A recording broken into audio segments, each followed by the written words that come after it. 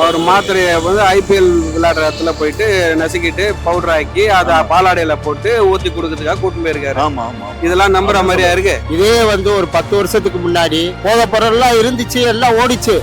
ஆனா இந்த மாதிரி இல்ல. விஜய் வந்து வந்தாப்புல நல்ல ஸ்பீடு ஃபர்ஸ்ட் பேசி வந்தாப்புல இருக்கிறவங்கள பார்த்து அப்படியே அமைதியாகி ஓரளவுக்கு நல்லா பண்ணிக்கிட்டு இருக்காரு. அவர் வரமாட்டாருன்னு நினைச்சுதான் மக்கள்கிட்ட வாய்ப்பு கேட்டாரு. ஆனா மக்களும் தூக்கி கொடுத்துட்டாங்க. இவருக்கு அது அடிப்படை ஓரளவுக்கு தெரிஞ்சுட்டாரு. ஒரு பேப்பர் பார்த்தோ இல்ல டிவி பார்த்தோ அவருக்கு அரசியல் தெரிஞ்சாலும் உள்ள இருக்கிறது என்னங்கிறது அவர் புரிஞ்சுக்கிற இது இல்லை. ஃபர்ஸ்ட் சட்டசபையில உட்கார்ந்த போதோ இல்ல அந்த முதலமைச்சர் சீட்ல உட்காரும் போதோ அவர் மூஞ்சில வந்து பயம் இருந்தது. விஜயோட வெற்றிக்கும் பார்த்தோன்னா ஈவி மிஷினும் ஒரு காரணமா இருக்கலாம் அப்படின்னு சில வந்து பேசப்படுது. அப்படி பார்த்தாக்கா அனுபவசாலிங்க எல்லாம் இருந்தவங்க ஜெயிச்சிருக்கலாமே. ஏன் முன்னாள் முதல்வர் ஜெயிக்கல? அவருக்கு தெரியாததா? அவருக்கு எத்தனை வருஷம் அனுபவம் இருக்கு. ஒரு விஷயம் மக்களுக்கு நல்லது செய்யணும் கூட நீங்க ஜோசியம் படுத்த ஒன்று சொல்லுவீங்களா? அதெல்லாம் செய்ய மாட்டேன். செஞ்சுதான் ஆகணும், அது செஞ்சுதான் ஆகணும். இதுக்கு போய் நல்ல நேரம் பார்த்தா நல்ல நேரம் பார்த்தா வேலைக்கு ஆகாது. நான் வந்து ஊர்ல யாரும் நல்லவங்க இல்லையா, இல்ல நான் மட்டும் தான் தப்பு பண்றேன்னாட்டு அமைச்சர் பேசக்கூடாது. இந்த மாதிரி கீழ்த்தரமான மக்களை கூட வச்சுன்னு அவரு என்னதான் அவரு நல்ல ஆட்சி கொடுத்தாலும் அவர் கெட்ட பேருக்கு அவருக்கு தான் வந்து சேரும். அப்படி பேசிருக்க கூடாதுதான், அந்த சைகையும் காட்டிருக்க கூடாதுதான். அவங்க என்னமோ பேசினாங்க, அதுக்கு விளையாட்டா தான் பதில் சொல்லிருக்காரு தவிர ஒரு அரசியல்வாதியா ஒரு பார்லிமெண்ட்டுக்கான ஒரு வார்த்தைகள் இல்ல. நம்ம தலைவருக்கு போல்டா ஹேண்டில் பண்றதுக்கு அவருக்கு ஒன்னும் தெரியல, அவ்வளவுதான். ஆனா அவர் கத்துக்கிட்டாருன்னா சிறப்பா செய்வாரு. இனி வருங்கால விஜய் வந்து நல்லா பண்ணுவாரா இப்படி பாக்குறீங்க? அவர் பண்ணுனாருன்னா இருப்பாரு நல்லபடியா. பண்ணனேல அவர் பாட்டுக்கு ஓரத்துல உட்கார்ந்து இருப்பாரு. வணக்கம்மா. இப்ப பார்த்தோன்னா விஜயோட டிவிகே அமைச்சர் இப்ப சமீபத்துல ஒரு வீடியோ ஒன்று பார்த்திருப்பீங்க. அது வந்து பாத்தீங்கன்னா இந்த ஐபிஎல் மேட்சில் வந்து போயிட்டு இருந்தது. ஏதோ ஒரு மாவு மாரி கொட்டி பண்ணிட்டு இருக்கிறாரு. அவர் என்ன சொல்றாருன்னா அது மாவு கிடையாது, குழந்தைக்கு வந்து மாத்திரை கொடுத்துட்டாரு. இது எப்படி பாக்குறீங்க? உண்மையா அது மாத்திரை இருக்கலாம். ஏன்னா அப்ப இருக்க ஃபேஸ் கட்டுக்கும் இப்ப இருக்க ஃபேஸ் கட்டுக்கும் எவ்வளவு டிஃபரன்ஸ் இருக்கு இல்லையா? அது இப்ப பண்ண மாதிரி அவர் ஃபேஸ் கட் இருக்கா அதை கவனிக்கல. அது அவருதான்றது அவரே வந்து அவர் வீடியோ போட்டாரு, அவரோட மனைவி வச்சு போட்டாரு. ஆனா அந்த வீடியோல அந்த போட்டோ ஷாட்ஸ்ல தன்னோட மனைவியே இல்ல, குழந்தையும் இல்ல. ஆனா என்ன சொல்றாரு, ஜுரம்ன்றாரு. 1.5 வயசு குழந்தைக்கு ஜுரம்ன்றாரு. 1.5 வயசு குழந்தை தூக்கிட்டு அவ்வளவு ஐபிஎல் மேட்ச் யாரா வந்து கொண்டு போவாங்களா அப்படின்னு ஒரு கேள்வி கேட்கறாங்க. மக்களே கேட்கறாங்க, இது வந்து யாரா போன்ல வச்சு பண்ணுவாங்களா அப்படின்னு ஒரு லாஜிக் கேள்வி சொல்றாங்க. 500 ரூபாய் நோட்டு வச்சு. அதாவது பார்த்தா ஒரு ட்ரக்ஸ் அடிக்கிறவங்க தான் அந்த மாதிரி வந்து பண்ணுவாங்க. ஆனா அது என்ன சொல்றாரு, அவரு மேபி வேற காரணம் சொன்னாலும் ஓகே தான். ஆனா அது தவிர்த்து என்ன சொல்றது, குழந்தைக்கு மாத்திரைக்கு வந்து நான் நசி கொடுத்துட்டாரு. இது எப்படி பாப்பா? இப்ப நீங்க ஒரு அம்மா தான், நீங்களும் நிறைய குழந்தைக்கு வந்து உடம்பு மாத்திரை கொடுத்துருப்பீங்க. முதல்ல 1.5 வயசு குழந்தைக்கு மாத்திரை கொடுப்பாங்களா? இல்ல, இப்போதைக்கு மாத்திரை யாரும் கொடுக்கல, டானிக் தான் கொடுப்பாங்க. ரொம்ப பெரும்பாலும் மாத்திரை யாரும் யூஸ் பண்றது கிடையாது. ஆனா அந்த மாதிரி இடத்துல வச்சு மாத்திரை கொடுக்கறது கொஞ்சம் இதுவாதான். நம்புறீங்களா அது நீங்க காரணங்களா? இல்ல, நம்புற மாதிரியும் இருக்கு, நம்பாத மாதிரியும் இருக்கு. நான் என்ன சொல்றதுன்னு எனக்கு தெரியல. இல்ல, அவரு சொல்றது வந்து அது உண்மையா பொய்யா அப்படின்றது நம்ம கரெக்டா கணிக்க முடியல. ஆனா சமூக ஊடகங்கள்ல அதை பத்தி நிறைய வந்திருக்கு, எதிர்பதமாவே பேசியிருக்கிறாங்க அப்படின்றத பார்க்கும்போது ஃபர்ஸ்ட் ஆஃப் ஆல் வந்து அந்த குழந்தை அங்க இல்ல, ரெண்டாவது அவங்க அம்மாவும் அங்க இல்ல, மனைவி சாரி அந்த குழந்தையோட அம்மா இல்ல, அவரோட மனைவியும் அங்க இல்ல. அதுக்கும் ஒரு விளக்கம் கொடுத்துருக்காரு. குழந்தை அழுதுன்னு இருந்தது, அதனால அவங்க எடுத்துட்டு போயிட்டு அதை சமாதானம் பண்றதுக்காக எடுத்துட்டு போயிருக்கிறோம் அப்படின்ற மாதிரி சொல்லியிருக்காங்க. அது வந்து ஏற்புடையதா இல்ல. போன்ல வச்சு அந்த மாதிரி பண்ண முடியாது. மாத்திரைன்னா கூட அதை வந்து போன்ல வச்சு வந்து அந்த ஏடிஎம்ல கார்டுல வந்து உடைக்க முடியாது. அதை நிறைய பேர் வேற பேஸ்புக்ல யூடியூப்ல நிறைய பேர் அதை பண்ண முடியாதுன்றதையும் காட்டியிருக்காங்க. அவங்க கட்சியில இருக்க ஒரு நிர்வாகியே கூட என்ன பண்ணிருக்காருன்னா, அந்த 500 ரூபாய் நோட்ல வச்சு அந்த ஏடிஎம் கார்டை போன் மேல வச்சு உடைச்சிட்டு அதை தூளாக்கிட்டு திருப்பி அதை வந்து அந்த போன்ல கொட்டிட்டு அந்த கொஞ்சம் கொஞ்சமா இருக்கிற தூளை வந்து திருப்பி அதை தூள் பண்ற மாதிரி பண்ணலாம் அப்படின்ற மாதிரியும் காட்டியிருக்கிறாங்க. இதே வந்து ஒரு 10 வருஷத்துக்கு முன்னாடி போத பொருள் எல்லாம் இருந்துச்சு, எல்லாம் ஓடிச்சு.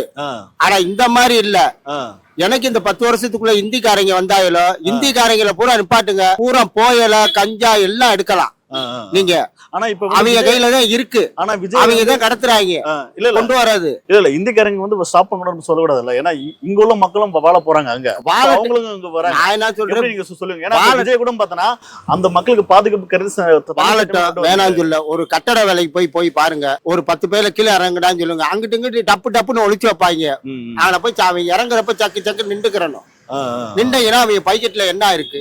சரி, ட்ரெயின்ல விட்டு கீழே இறங்குறாங்க. காவல்துறை உங்களோட கண்ட்ரோல் தானே இருக்கு, விஜயோட கண்ட்ரோல் தானே இருக்கு, அதெல்லாம் இது பண்ணல. காவல்துறை கிட்ட அழுதுறாங்க, அவங்க பேசுறது இவங்களுக்கு தெரியல, இவங்க பேசுறது அவங்களுக்கு புரியல. அவர் மாத்திரையை வந்து IPL விளையாடுற இடத்துல போயிட்டு நசுக்கிட்டு பவுடர் ஆக்கி அதை பாலாடையில போட்டு ஊத்தி கொடுக்கறதுக்காக கூட்டிட்டு போயிருக்காரு. இதெல்லாம் நம்புற மாதிரியா இருக்கு? இதெல்லாம் பாத்துக்கிட்டு இன்னும் அவர் வந்து அமைச்சரா வச்சிருக்காருன்னா அப்போ இது என்ன முதலமைச்சருடைய நடவடிக்கை இன்னும் ஸ்ட்ராங்கா இல்லையே. போதைப் பொருளை தடுக்கிறது பிரிவுல வந்து யாரோ போட்டிருக்கேன்றாரு, கடைசியில் அமைச்சரே வந்து இந்த கேவலமான வேலை பண்றத அப்ப இன்னும் எவ்வளவு ஸ்ட்ராங்கா அவர் பண்ணணும். அவர் வந்து தன்னோட மனைவியோட குழந்தையோட சொல்றாரு, அது குழந்தைய கூட்டு போனோன்றாரு. குழந்தைய கூட்டு போனாரு, ஃபேமிலியா போனாங்க, எல்லாம் ஓகே தான். அந்த இடத்துல அவர் பண்ண சேஷ்டையை பாத்தீங்கல்ல, இது எல்லாமே போதை போடுறவங்க தான் அந்த சேஷ்டையை பண்ணுவாங்க. காடை வச்சு அதை நசுக்கிறதும் நோட்டை வச்சு ஒதுக்குறதும் இதெல்லாம் வந்து அந்த போதை பொருளை யூஸ் பண்றவங்களுக்கு பண்றவுடைய சேஷ்டை. அதெல்லாம் அதை கரெக்டா அவர் பண்றாருன்னா அப்போ அவருக்கு வந்து எக்ஸ்பீரியன்ஸ் இருக்கு அது போட்டதுல. அதை வந்து அவர் பப்ளிசிட்டி பண்ணணும்னு என்ன அவசியம் இருக்குது? ஒரு அமைச்சர் பப்ளிசிட்டி பண்ற விஷயம் இல்ல அது, இல்லையா? ஒரு நம்ம என்ன பொசிஷன்ல இருக்கோன்றத முதல்ல அனலைஸ் பண்ணிக்கணும். அந்த இடத்துல இருந்துகிட்டு நம்ம ஒரு பதிவு போடுறதுலயும் மக்களுக்கு வந்து அது கரெக்டான பாதையை கொண்டு போற மாதிரி தான் நம்ம பண்ணணும். அதாவது ப்ரூவ் பண்ணணும். அதை வந்து முதல்ல அது ட்ரக்ஸ் தானான்றது அவர் பண்ணாரான்றது ஒன்றும் அவங்க வந்து காவல்துறையை வச்சு அதை வந்து உறுதி பண்ணணும். உறுதி பண்ணதுக்கு அப்புறம் அதுக்கப்புறம் அவங்க நடவடிக்கை எடுக்கலாம்னு இருக்கிறாங்களா என்னன்றது தெரியல. அது விஜயோட சாய்ஸ் தான். ஏன்னா காவல்துறைக்கு பொறுப்பு அவர் தான் இருக்கிறாரு, அதனால அவர் தான் வந்து இது பண்ணணும். அதை நேற்று கூட ஒரு வீடியோ ஒன்று வந்தது, வெளிநாட்டு போயிருக்கிறாரு, அங்க ஏதோ ஒரு பாட்டில் மாரி, அதான் சரக்கு பாட்டில் தானே, அதுதான் வேற என்ன வச்சு அவங்க எல்லாம் விளையாடுவாங்க. இதே மாதிரிதான் எல்லாமே அவங்க சின்ன சின்ன நிறைய விஷயம் அவங்க மூலியமாவும் நடக்குது. அதான் சொல்ற விஜய் என்ன சொல்ற, வெளியே பண்றதை விட ஃபர்ஸ்ட் அவங்க கட்சிக்குள்ள இருக்கிறவங்களைய வந்து முதல் திருத்திட்டோம் விஜய் சார் அவர்கள். அது அப்புறமா பொதுமக்களையும் அவர் திருத்தினாதான் கரெக்டா இருக்கும். ஏன்னா தான் கட்சிக்குள்ள இருக்கிறவங்களே திருந்தாம அவங்க பண்ற அட்டுழியத்தை வந்து கண்டுக்காம இப்படி பண்ணிட்டே இருந்தா அப்புறம் பொதுமக்கள் வந்து என்ன பண்ணுவாங்க, எப்படி எவ்வளவு கேஷுவலா எடுத்துப்பாங்க. அதை இந்த மாதிரி கீழ்த்தரமான மக்களை கூட வச்சுன்னு அவரு என்னதான் அவரு நல்ல ஆட்சி கொடுத்தாலும் அவர் கெட்ட பேருக்கு அவருக்கு தான் வந்து சேரும். பார்த்து வந்து கேண்டிடேட் வந்து பார்த்து எடுத்துட்டாரு. ஆனா இந்த மாதிரி ஒரு பேக்கப் கூட பார்க்க வேணாம். அந்த வீடியோ கூட பார்த்தோன்னா யாரும் எதுக்கு சரக்கு அடிக்காதவங்க யாரும் இல்லைங்க, சரியா? 90% சரக்கு அடிக்கிறாங்க தான். அதை ஒரு அமைச்சரா இருந்து பப்ளிசிட்டி பண்றது அது பெரிய தவறு தான். அதை வந்து யாருமே பண்ணக்கூடாது. நான் வந்து ஊர்ல யாரும் நல்லவங்க இல்லையா, இல்ல நான் மட்டும் தான் தப்பு பண்றேன்னாட்டு அமைச்சர் பேசக்கூடாது. அவர் இருக்கிற இடத்துக்கு அந்த மாதிரி பண்ணக்கூடாது. இல்ல விஜய் நினைச்சா தூக்கலாம், ஆனா அது கரெக்டா ப்ரூவ் பண்ணணும்ல. ப்ரூவ் பண்ணாம ஒருத்தர் தூக்க முடியாது இல்ல. அது ப்ரூவ் பண்ணா அவர் தூக்கலாம். அவரு கண்டிப்பா அதை செய்வாருன்னு தான் மக்களும் எதிர்பார்க்கறாங்க. அது என்ன முடிவு வரப்போதுன்னு நம்ம கையில இல்லல்ல. அவர் வந்து கட்சி விட்டு வந்து நீக்குவார் விஜய் அவர்கள். ஏன்னா இவ்வளவு அப்பட்டமா இருக்கு செய்திகளும். ஏன்னா அவரு அதுக்கு பதில் கொடுக்காம போயிருந்தா கூட ஓகே, ஆனா அவர் பதில் கொடுத்ததால பார்த்தோன்னா அது இன்னும் ரொம்ப ஸ்ட்ராங் ஆயிடுச்சு. அது இவர் பதில் கொடுக்கறதெல்லாம் வந்து அது வந்து ஒரு சும்மா கண் தொடைப்பு, மக்களை ஏமாத்துறது. ஆனா விஜய் சாருக்கு வந்து இது பெரிய கெட்ட பேரு. இந்த ஷார்ட் பீரியட்ல அவர் வந்து முதலமைச்சர் ஆயிருக்காருன்னா மக்கள் எவ்வளவு அவரை மதிச்சு அவர் மேல நம்பிக்கை வச்சு அவர் இந்த இடத்துக்கு உட்கார வச்சிருப்பாங்க. இதெல்லாம் வந்து 50-60 வருஷம் ஃபீல்ட்ல இருக்கவங்களுக்கு இந்த பொசிஷன் கிடைக்கல. அப்படி இருக்கும்போது இவர் வந்து 2 வருஷம் கட்சி ஆரம்பிச்சு இந்த பொசிஷன்ல வந்துக்கிறாருன்னா அவர் அப்போ வந்து எவ்வளவு நம்பிக்கையா நடந்துக்கணும். அப்போ அவர் அந்த ஆக்ஷன் எடுக்கணும். அவர் வந்து அந்த அமைச்சர் மேல ஆக்ஷன் எடுத்துதான் ஆகணும். அந்த அமைச்சரை நம்பி நம்ம வந்து தமிழ்நாடு கிடையாது. அவரை விட நல்ல அமைச்சர்களா யார் வேணாலும் போடுறதுக்கு விஜய் சாரால முடியும். ஏடிஎம்கே எம்எல்ஏ பார்த்தோன்னா இப்ப கிட்டத்தட்ட பார்த்தோன்னா இப்ப வந்து ஒரு 6வது எம்எல்ஏ, அது இன்னையோட பார்த்தோன்னா கட்சியில இருந்து பதவி ராஜினாமா பண்ணிட்டு விஜய் கூட வந்து ஜாயின் பண்றாங்க. இது எப்படி இப்ப பாக்குறீங்க? அது வந்து பார்த்தா இந்த குதிரை பேரன்னு சொல்லுவாங்கல்ல, காசு கொடுத்து வந்து இழுக்கிறாங்க, அந்த மாதிரி எல்லாம் பேசும்போதெல்லாம் பேசப்படுது. இல்ல அது குதிரை பேரமா இல்ல ஒட்டக பேரமான்றது வந்து 2வது விஷயம். ஃபர்ஸ்ட் விஷயம் என்னன்னா, ஒரு தொகுதியில மக்கள் ஒருத்தர் எம்எல்ஏவா நிக்க வச்சு ஓட்டு போடுறாங்கன்னா அவங்க தான் வந்து நமக்கு வந்து ஏதாவது நல்லது செய்வாங்க அப்படின்றதுக்காக ஓட்டு போடுறாங்க இல்லையா? அப்படி இருக்கும்போது கடைசியில இருந்து இந்த மாதிரி நான் விலகிறேன், எம்எல்ஏ பதவி ராஜினாமா பண்றேன்றது வந்து அது மக்கள் ஓட்டு போட்ட மக்களை ஏமாத்துற மாதிரி அது, சரிங்களா? அதனால அது செய்யறது ரொம்ப தப்பு தான். அது வந்து அது எப்படி அது கட்சி தாவல் சட்டத்துல வருதா இல்லையா அப்படின்றது தெரியல. அது வந்து அரசாங்கம் தான் அதுக்கு உண்டான பதில் சொல்லணும். அவங்க தான் அதுக்கு உண்டான முடிவு என்னன்றதை எடுக்கணும். இல்ல தேர்தல் கமிஷன் அதுக்கு உண்டான நடவடிக்கை எடுக்கணும். அதான் இப்ப வந்து அந்த தொகுதியில அந்த எம்எல்ஏ வந்து ராஜினாமா பண்ணிட்டா மறுதேர்தல் வைப்பாங்க, இடைத்தேர்தல் வைப்பாங்க. அதுக்கான காசு செலவுலாம் இருக்கு இல்லையா? அதுதான் அது காசு செலவு தான். அதுதான் அது வந்து பொதுவாகவே சொல்லலாம். ஒரு தலைவர் சொல்லியிருக்காரு, இந்த மாதிரி வந்து ஒரு தேர்தல்ல வந்து ரிசைன் பண்ணிட்டாருன்னா அதுக்கு அடுத்ததா இருக்கிறவங்களை வந்து தேர்ந்தெடுத்தா ஒரு 20 கோடி ரூபாய் மிச்சமாகும். ஒரு தேர்தலுக்கு 20 கோடி ரூபாய் சாதாரணமா செலவாகுதுன்னா அந்த 20 கோடி ரூபாய் மிச்சமாகும்னு ஒரு தலைவர் வந்து கட்சியோட தலைவர் சொல்லியிருக்கிறாரு. அதனால அது வந்து தேவையில்லாத விஷயம், தேவையில்லாததான் இது பண்றாங்க. ஆனா வந்து இது எம்எல்ஏ மேல வந்து நடவடிக்கை எடுக்கிறதுக்கு உண்டானது ஏதாவது இருக்கான்றது அது தேர்தல் ஆணையம் தான் முடிவு பண்ணணும். டிவிக்கு பார்த்தோன்னா கொள்கை கோட்பாடு அந்த மாதிரி ஒண்ணு இல்லை அப்படின்றதான் மக்களால் பெரும் அளவு பேசக்கூடிய ஒரு விஷயமா இருக்கு. ஏன்னா கம்யூனிஸ்ட் தோழர்களே ஒரு காலத்துல சொல்லிக்கிறாங்க, விஜய் கிட்ட என்ன இருக்கு, இந்த நடிப்பு சினிமா நடிகன் மட்டும்தான் ஒரு குவாலிட்டி இருக்கு, மற்றபடி கொள்கைன்னு ஒண்ணு இல்லை அப்படின்றாங்க. ஆனா அப்படி சொன்னவங்களே பார்த்தோன்னா இன்னைக்கு தோழர் மகேந்திரன் அவரே பார்த்தோன்னா இப்போ வந்து டிவிக்குள்ள போயிட்டு வந்து இணைஞ்சிருக்கிறாரு. இது எப்படின்னா பாக்குறீங்க? எனக்கு தெரிஞ்சு மூத்த உறுப்பினர் தான். அவரு திடீர்னு ஏன் இந்த மாதிரி பண்ணாருன்றது தெரியல. ஆனா சிபிஐல இருந்து தான் போயிருக்காரு தவிர சிபிஐஎம்ல இருந்து மார்க்சிஸ்ட்ல இருந்து யாருமே போல, சிபிஐல இருந்து தான் போயிருக்கிறாங்க. தெரியல அவருக்கும் வந்து ஏதாவது ஒரு தொகுதியில நின்று எம்எல்ஏ ஆகி ஏதாவது சீட்டு வாங்கி ஏதாவது அமைச்சர் ஆகணும் அப்படின்ற மனசுல ஏதாவது ஒரு எண்ணம் வந்திருக்குமோ அப்படின்ற மாதிரி தான் நம்ம பார்க்க வேண்டியதா இருக்கு. இல்ல ரொம்ப நாள் இப்படி வச்சு ஏதோ ஒரு மாற்றம் வரட்டும்னு நினைச்சு போறாங்களோ, இல்ல இருக்கிற இடத்துல அவங்களுக்கு மரியாதை இல்லாத கூட அவங்க போயிருக்கலாம். போய் இப்ப நம்ம இருக்கிறோம் ஒரு நாளா, நம்ம இந்த இடத்துக்கு ஒரு மரியாதையில ஒண்ணும் இல்ல, இனிமேல் பட்டு விஜய தான் இருக்கும் அப்படின்னு அவங்களுக்கு தெரியும்ல. ஏன்னா காலத்துல என்ன சொன்னாங்க, விஜய் எல்லாம் ஒரு வந்து ஆளு நடிக்கிறது தானே அவரு, அவங்களுக்கு என்ன ஒரு இது இருக்கு, எந்த ஒரு விஷயமே இல்ல அப்படின்னு சொன்னவங்களாம் இன்னைக்கு ஜெயிச்சதுக்கு அப்புறம் பார்த்தோன்னா விஜய் கூட போறாங்க. ஏன்னா அவர் ப்ரூவ் பண்ணிட்டார்ல. இப்ப அவர் நினைச்சு சும்மா சாதாரணமா தான் வந்தாரு, எனக்கு ஒரு சான்ஸ் கொடுங்க, மக்கள் எல்லாம் சேர்ந்து ஒரு சான்ஸ் கொடுத்துட்டாங்க. அது அவரும் கரெக்டா அது பண்ணுவாருன்னு தான் எல்லாரும் எதிர்பார்க்கறாங்க. ஆனா இவங்க எல்லாம் போறது இந்த பக்கம் மரியாதை இல்ல, இப்ப இதுக்கப்புறம் இதுக்கு இந்த பக்கம் மெஜாரிட்டி இல்லங்கிறதுனால மேபி அந்த பக்கம் போயிருக்கலாம். இது வந்து என்ன சொல்றாங்க, சந்தர்ப்பவாத அரசியல்னு சொல்லுவாங்க இல்லையா, அந்த மாதிரி தான் நடந்துட்டு இருக்குது. இப்போ எந்த கட்சி ஆட்சிக்கு வந்திருக்குதோ அந்த கட்சிக்கு நம்ம போனா நமக்கு வந்து ஏதாவது ஒரு பதவி கிடைக்கும். இப்போ பதவியே இல்லாம இருந்திருக்காங்க. வைகோ எல்லாம் வந்து யாருமே வந்து எம்எல்ஏங்கள் வந்து இது வரைக்கும் திமுகல இருக்கும் போதெல்லாம் எந்த ஒரு பதவியும் கொடுக்கல அவங்களுக்கு. அதனால திமுக காரங்களே இருந்திருக்கிறாங்க. இப்ப இது ஒரு வாய்ப்பா நினைச்சுக்கிட்டு என்ன பண்றாங்கன்னாக்கா, இந்த மாதிரி நம்ம வந்து ராஜினாமா பண்ணிட்டு அந்த கட்சி கூட சேர்ந்தா திருப்பி நம்ம நின்று எலெக்ஷன்ல நின்று ஜெயிச்சாக்கா நமக்கு ஏதாவது அமைச்சர் பதவி கிடைக்கும், அதை வச்சு நம்ம ஒரு 5 வருஷம் சந்தோஷமா இருக்கலாம் அப்படின்ற ஒரு மனநிலையில இருக்கிறாங்க. அதை தான் நம்ம பார்க்க வேண்டியதா இருக்கு. சார் அவர் காசு கொடுத்து பண்றாரோ, அவர் காசு வாங்கிட்டு பண்றாரோ அது நம்மளுக்கு தெரியாது. இன்னும் 6 மாசம் டைம் கொடுத்துருக்காங்க பொதுமக்களே, அவங்க மனசுக்குள்ள வச்சிருக்காங்க. இல்ல 6 மாசம் டைம்ன்றது யாருன்னா லால சட்டத்துல வந்து சட்டத்துல எல்லாம் இல்ல, மக்களுக்கு பொதுமக்கள் ஒன்றே எல்லா மக்களும் இறங்கி வந்து இந்த ஆட்சி சரியில்லை அப்படின்னு சொல்லிட்டா முடிஞ்சு போகும் அப்படின்னு நினைக்கிறாங்க. அது எப்படிங்க கேளுங்கய்யா, பாதுகாப்பு தரது ஒரு நாள் போதாதா, அதுக்கே வந்து 6 மாசம் 1 வருஷம் அவரு வாக்கு கொடுத்திருக்காரு 6 மாசத்துக்குள்ள நான் செஞ்சிடறேன் அப்படின்னு. இன்னைக்கு விளம்பரம் சொல்லிதேன் சார், என்னைக்கு வந்து டிவி குடுக்கறேன், மாவு மிஷின் குடுக்கறேன், பிரிட்ஜ் குடுக்கறேன்னு வந்துச்சோ அன்னைக்கே அரசியல் செத்து போச்சு. இல்ல விஜய் அவர்களே பிசினஸ் ஆகி போச்சு. மக்கள் பணத்துல தான் எடுத்து தரோம், அது வந்து ஓசின்னு சொல்ல அவர் சொன்னாரு 1 ரூபா கூட நான் எடுக்க மாட்டேன், உங்க காசை நான் செய்யறேன்னு சொன்னாரு. மேடையில ஒரு வார்த்தை பேசுறது, நான் ஊழலே பண்ண மாட்டேன்ட்டு. ஆனா பாத்தனா கட்சியில சேர்த்துக்கிற ஆட்கள் எல்லாம் பாத்தனா ஆமா சார், முதலைகள் பெரிய பெரிய ஆட்கள் முத வந்திருக்காரு. தலை முத வந்திருக்கு, தலைய எல்லாம் போயிடக்கூடாது, அதனால எல்லாத்தையும் பார்க்கணும். அரசியல் எல்லாம் சும்மா கிடையாது. ஜெயிச்ச வெற்றி பெற்ற எம்எல்ஏகள் வந்து போயிட்டு பதவியை வந்து ராஜினாமா பண்றாங்க. இப்ப அந்த தொகுதியில பார்த்தோன்னா இடைத்தேர்தல் வரும், அங்க ஒரு பெரும் செலவு ஏற்படும். இதெல்லாம் மக்களோட காசு தான். இதை வந்து சேலஞ்சா விஜய் கட்சிக்காரங்களும் எல்லாம் பண்றாங்க. ஆதவர்ஜனா பர்டிகுலரா அவர் பண்றாரு. இது எப்படி நீங்க பாக்குறீங்க? நீங்க ஜெயிச்சதுனால போயிட்டாங்க, ஏடிஎம்கேல இருந்து போயிட்டாங்கன்னு சொல்றீங்க.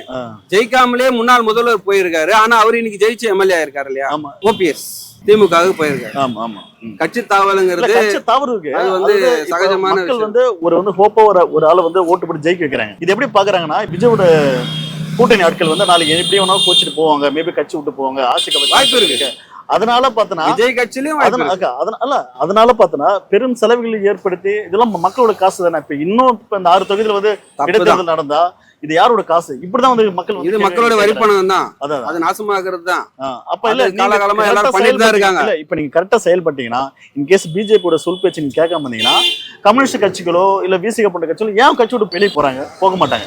நீங்க கரெக்டா செயல்பட்டீங்கன்னா, தப்பா செயல்பட்டீங்கன்னா தான் போவாங்க. அப்படியே அவங்க போயிடுவாங்க. உங்களுக்கு எந்த வகையில வந்து ஹோப் இல்லைன்னா மேபி நம்ம இன்னும் பிஜேபியோட ஐடியாலஜி கொண்டு வரதுக்கு விஷயம் பண்றாரோ மேபி. அது நம்மளால தீர்க்கமாலாம் சொல்ல முடியாது.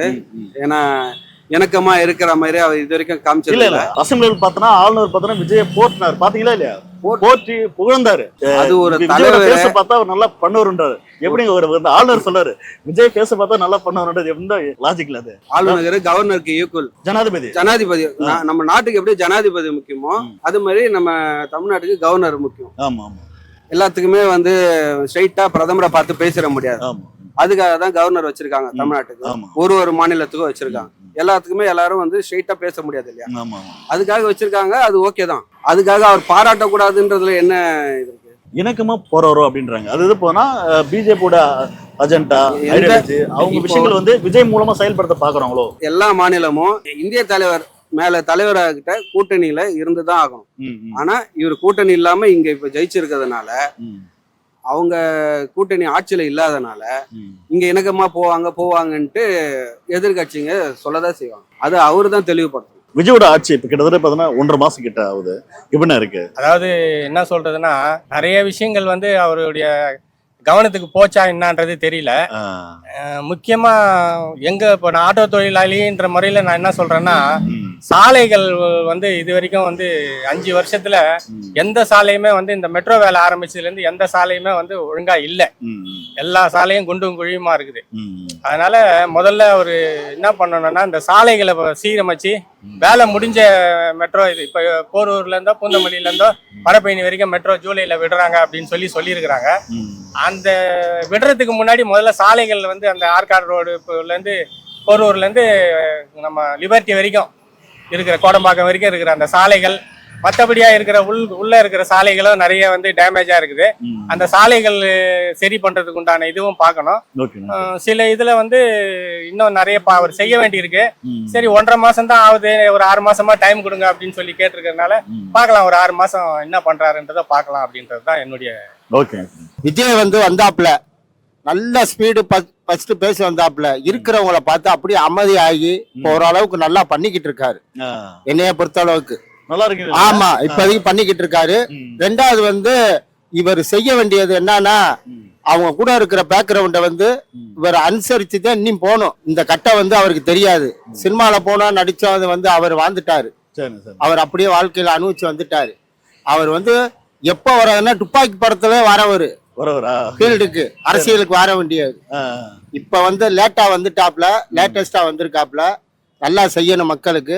என்ன எதிர்பார்க்கிறோம்? சில விஷயம் நல்லா இருக்கு, சில விஷயம் அவங்க கட்சிக்காரங்களே அந்த ரேப் கேஸ் அது இது நிறைய ஒண்ணு பண்றாங்கல்ல, அதுவும் ஆமா ஆமா 60க்கு மேலப்பட்ட பெண்களோட வீடியோக்கள் வச்சு பார்த்தோம்.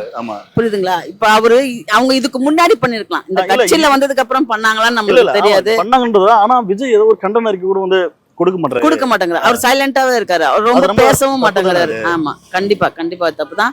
அவர் ரொம்பவும் பேசவும் மாட்டேங்கிறாரு. அதுக்கு என்ன ஆக்ஷன் எடுக்க போறாருன்னு யாரும் தெரியல. ஆனா மக்களும் அதான் எதிர்பார்க்கறாங்க, ஏதோ ஒரு நல்ல ஆக்ஷன் வரட்டுமே அப்படின்னு.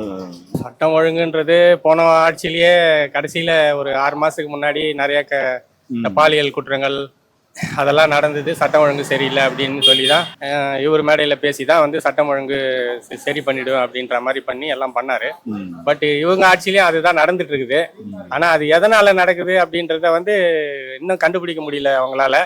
சிங்கப்பெண் படைன்னு சொல்லி ஒண்ணு வச்ச அன்னைக்கே 3-4 இடத்துல நடந்திருக்குதுன்ற மாதிரி தான் ஏதோ நியூஸ் வந்தது. சட்டம் ஒழுங்குனாக்கா இன்னும் கொஞ்சம் கடுமையா வந்து தண்டனைகள் கடுமையானால்தான் குற்றங்கள் குறையும் அப்படின்றது என்னுடைய கருத்து. அப்பதான் வந்து அடுத்தவங்க தப்பு பண்ணும்போது அதை யோசிச்சு பார்ப்பாங்க, பயம் வரும். இனிமே நம்ம இது பண்ணக்கூடாது, இது பண்ணா நம்மளை பிடிச்சி நம்மளை சாவடிச்சிருவாங்க அப்படின்ற மாதிரி பயம் வரும். ஏன்னா ஒரு 3 வயசு குழந்தை 1.5 வயசு குழந்தைக்கெல்லாம் ஒன்றும் தெரியாதுங்க. இவர் தான் குற்றவாளின்னு தெரிஞ்சதுன்னா வெளிநாட்டுல என்ன தண்டனை எப்படி கொடுக்குறாங்களோ அந்த மாதிரி ஒரு தண்டனை கொடுத்தாதான் வந்து இனிமே தப்பு செய்யறவங்களுக்கு பயம் வரும், இது செய்யக்கூடாதுன்ற ஒரு பயம் வரும் அப்படின்றது என்னுடைய கருத்து. விஜய் என்ன சொன்னாரு, போன ஆட்சியில வந்து நிறைய பார்த்தா கொலை நடக்குது, அதை சொல்லிதான் ஓட்டை வாங்கினாரு. ஆட்சிக்கும் உள்ள வந்துட்டாரு. இப்ப ஆட்சிக்கு வந்ததுக்கு அப்புறம் இவரோட ஆட்சியில இந்த மாதிரி நிறைய செய்திகள் பாக்குறீங்க. அவரை வந்து பொதுமக்கள் என்ன எதிர்பார்க்கறாங்கன்னா அவர் சொன்னதை செய்வாரு அப்படின்னு எதிர்பார்த்து இருக்காங்க. அவர் வாக்குறுதி அதே 2500 ரூபாய் சொன்னாரு, மோதிரம் போடுறேன்னு சொல்லி இருக்காரு. இன்னும் பண்ணல. 1000 ரூபாய் அந்த அவர் பேச்ச கேட்டு டிஎம்கே பேச்ச கேட்டு 1000 ரூபாய் கொடுத்திருக்காரு. 2 வட்டம். இந்த வட்டம் மக்களுக்கு முழுசி எதிர்பார்க்கறாங்க 2500 ரூபாய். ஆளுநரோட வந்து உறவும் இந்த மாதிரி செயல்பாடுகளும் தேசிய வந்து 2ஆவது படங்க. வள்ளூருக்கு வந்து காவி சாமி போடுறது, அதை பத்தி பேசாம இருக்கிறது, விஜய் அவர்களுக்கு போய் அடிக்கடி ஜோசியம் பாக்குறது, சாமி கும்பிடுறது, ஏதோ ஒரு சங்கீதனமா செயல்படுறாரோ அப்படின்னு ஒரு கேள்வி வருது இல்ல? சாயம் பூசுற கதையெல்லாம் நமக்கு தேவையில்லைங்க. அவர் ஆட்சி கரெக்டா நடத்துறாரா, மக்களுடைய வரி பணத்தை கரெக்டா நல்ல முறையில செலவு பண்ணி நாட்டை நல்லபடியா கொண்டு போறாரா, அவர் சொன்ன மாதிரி பெண்கள் பாதுகாப்பு கரெக்டா உறுதிப்படுத்துறாரா, சினிமால வர மாதிரி டிசைனா யூனிஃபார்ம் போட்டு பண்றதுனாலலாம் உறுதியாயிடாது. அவங்க செய்யற வேலையில தான் இருக்கு. அந்த போலீஸும் அவங்களோட மனசாட்சிக்கு ஏற்ற மாதிரி வேலை செஞ்சாதான்.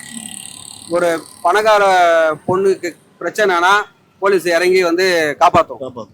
இதுவே ஒரு சாமானிய மக்களுடைய பொண்ணுக்கு பிரச்சனைனா அது போலீஸ் இறங்கி வேலை செய்யாது, அப்படியே திருப்பி போட்டுருவாங்க. பொண்ணுங்க மேல குழந்தைங்க மேல திருப்பி பழிய போட்டுருவாங்க. உன்னாலதான், நீ தான் பண்ணிருப்பேன். நான் இந்த போலீஸ் குறை சொல்லணும்னு சொல்ல, இந்த மாதிரி சில போலீஸ் கிட்ட விஷயம் நடக்குது எனக்கு தெரிஞ்ச வரைக்கும். அதனால நான் சொல்றேன், எல்லா போலீஸும் அப்படின்னு நான் சொல்லல. புதுசா கொண்டு வந்த மாதிரி ஒன்றும் தெரியல. ரூல்ஸ் போட்டிருப்பாரு, இந்த மாதிரி இருங்க, சிங்க பண்ணிருங்க, அது பெருங்கன்னு ரூல்ஸ் போட்டிருப்பாரு. பட் ஏற்கனவே இருந்தது தானே, அதெல்லாம் ஓரளவுக்கு இருந்தது தான். ஏன்னா சிங்கப்பெண்ணுங்கிற ஒரு டீம் தனியா இல்ல, அவ்வளவுதானே தவிர லேடிஸ் போலீஸ் நிறைய பேர் இருக்கதானே செஞ்சாங்க. அந்த ஆட்சியிலும் இருந்தாங்க, எல்லா ஆட்சியிலும் இருக்கதான் செஞ்சாங்க. இவரு அவங்களை பிரிச்சு தனியா ஒரு டிபார்ட்மெண்ட் மாதிரி கொடுத்துருக்காரு, அவ்வளவுதான் வித்தியாசமா தவிர வேற எதுவும் கிடையாது. நல்லா இருக்கா இப்ப அவரோட ஆட்சி? இப்ப மாற்றம் சொல்லி நிறைய பேர் மக்கள் ஒரு வழியா மாற்றம் நிறைய பேர் பேசுறாங்க, நல்லா இருக்குன்னு பேசுறாங்க. சில பேர் ஏன்னா பழங்க அந்த கட்சியிலே எல்லாம் அதிலே பார்த்து ஊர்னது, புதுசா வந்தோன்னா சில பேர் நல்லா இருக்குன்றாங்க, சில பேர் நல்லா இல்லைன்றாங்க. மின் பற்றாக்குறை நிறைய சென்னையில பார்த்தோம்னா, சென்னை மட்டும் தமிழகம் முழுக்க இருக்கு, இது எப்படி பாக்குறீங்க? மின் பற்றாக்குறைன்றது அந்த ஆட்சியிலயும் தான் இருந்தது. ஆனா அந்த ஆட்சியில இருக்கும்போது அவங்க கரண்ட் கொஞ்சம் அந்த அளவுக்கு டிஎம்கே ஆட்சியில போல. பட் இந்த வாட்டி அந்த மாதிரி வராங்கன்னாக்கா அதுக்குண்டான காரணம் என்னன்றத அந்த துறையோட அமைச்சர் அதை ஆராயணும். ஆராய்ச்சி எந்த இடத்துல இந்த தப்பு நடக்குது அப்படின்றத அதை கண்டுபிடிச்சு அந்த தப்பு செய்யறவங்களுக்கு பனிஷ்மெண்ட் கொடுக்கணும். இப்போ நிறைய பேர் போயிட்டு இபி ஆபீஸ்ல போய் பாக்குறாங்க, யாருமே ஆள் இருக்க மாட்டாங்க அப்படின்றதெல்லாம் நம்ம யூடியூப் சேனல்ல எல்லாம் வருது. அதனால இப்ப அந்த இடத்துல ஆள் இருக்க மாட்டாங்கன்னும் போது எங்க போயிருக்காங்க என்னன்றதெல்லாம் நமக்கு தெரியல. அதனால யார் இதை பண்றாங்கன்றதும் தெரியல. ஆனா உண்மையிலேயே மின் பற்றாக்குறை இருந்ததுன்னா அந்த மின் பற்றாக்குறையை சரி செய்யறதுக்கு உண்டான என்ன இதுவோ அதை பண்ணணும். ரெண்டாவது, மின் பற்றாக்குறை இல்லாத தன்னிறைவு மாநிலமா மாத்தணும்னா அது அரசாங்கம் தான் முயற்சி செய்யணும். ஏன்னா இப்போ வெளிநாட்டெல்லாம் பாத்தீங்கன்னாக்கா அந்த சூரிய ஒளி மின் தகடை எங்கெங்கெல்லாம் பதிக்க முடியுமோ அங்கங்கெல்லாம் பதிச்சு அவங்க மின் தேவையை பூர்த்தி செஞ்சுக்கிறாங்க.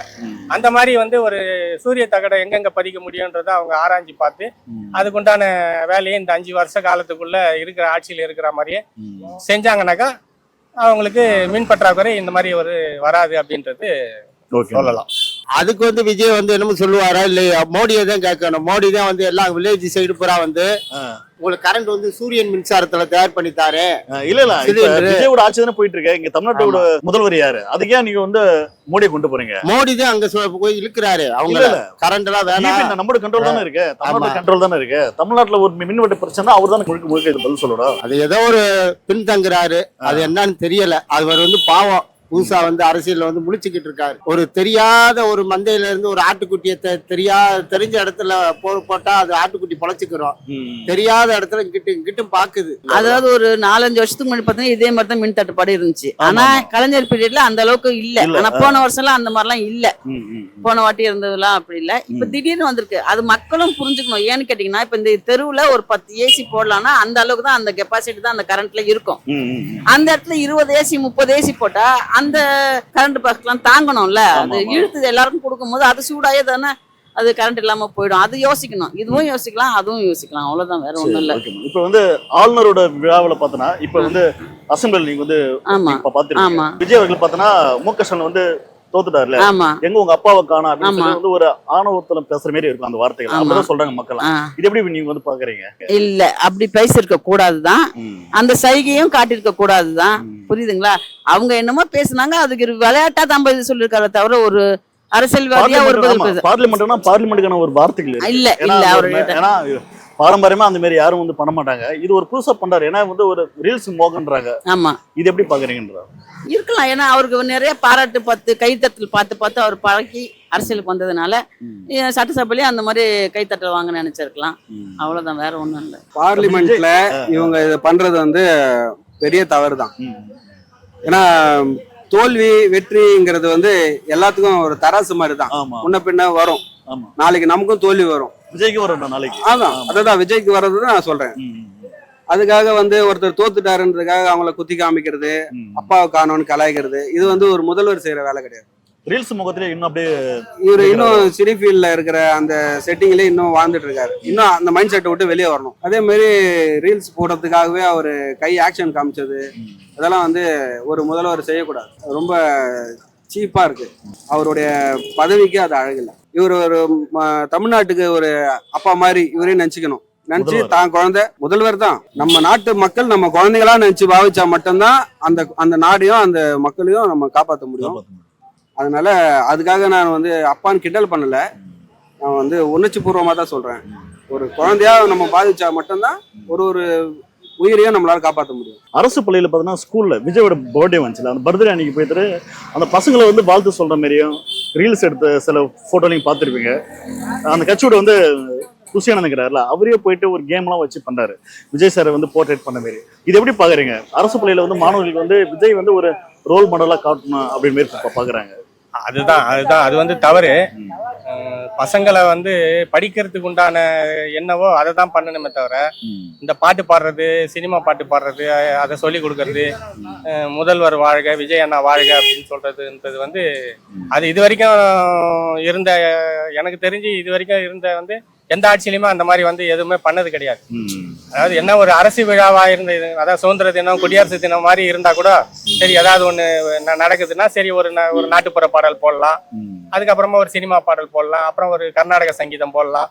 அந்த மாதிரி ஏதாவது ஒண்ணு போட்டு கலந்து போட்டாக்கா அது வந்து ஜனங்க மத்தியில இந்த அளவுக்கு வந்து பரவாது. ஆனா இவருடைய பாட்டையே போட்டு சின்ன பசங்களை வந்து பாட சொல்லி அவரை வாழ்த்த சொல்றதுன்றது அது மிகப்பெரிய தப்பு தான். அதை பார்த்து பள்ளி கல்வித்துறை அமைச்சர் தான் அதுக்கு உண்டான நடவடிக்கை என்னவோ அதை பார்த்து அவர் எடுக்கணும். விஜய்க்கு வந்து அரசியல் சார்ந்து எந்த ஒரு அனுபவம் இல்ல, தெரியாது. ஆனா ஏதோ ஒரு ஹோப்ல போட்டிருக்காங்க, சினிமா நல்லா பண்றாரு, நல்லா டான்ஸ் ஆடுறாரு, சண்டை போடுறாரு அப்படின்ற ஒரு நோக்கத்துல ஓட்டு போட்டிருக்காங்க. ரியல் லைஃப்ல அவர் பண்ணுவாரா அப்படின்னு உங்களுக்கு ஒரு நம்பிக்கை இருக்கா? அவர் வரமாட்டாருன்னு நினைச்சுதான் மக்கள்கிட்ட வாய்ப்பு கேட்டாரு. ஆனா மக்களும் தூக்கி கொடுத்துட்டாங்க. இவருக்கு அது அடிப்படை ஒரு அளவுக்கு தெரிஞ்சிருந்தாலும், ஒரு பேப்பர் பார்த்தோ இல்ல டிவி பார்த்தோ அவருக்கு அரசியல் தெரிஞ்சாலும் உள்ள இருக்கிறது என்னங்கிறது அவர் புரிஞ்சுக்கிற இது இல்ல. ஃபர்ஸ்ட் சட்டசபையில உட்கார்ந்த போதோ இல்ல அந்த முதலமைச்சர் சீட்ல உட்காரும் போதோ அவர் மூஞ்சில வந்து பயம் இருந்தது.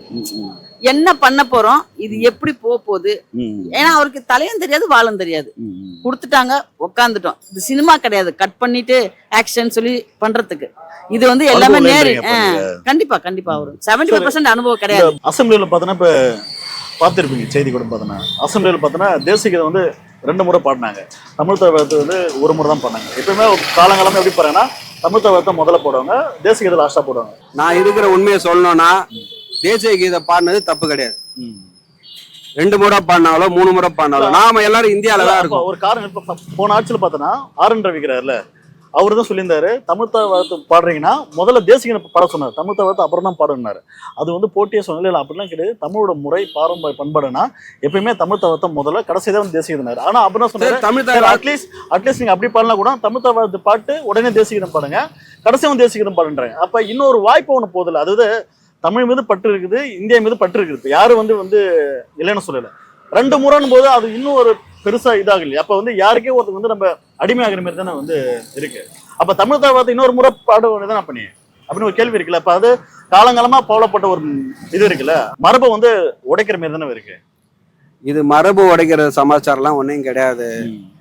தமிழ் தாய் வாழ்த்து முதல்ல பாட சொன்னாங்க, பாடியாச்சு.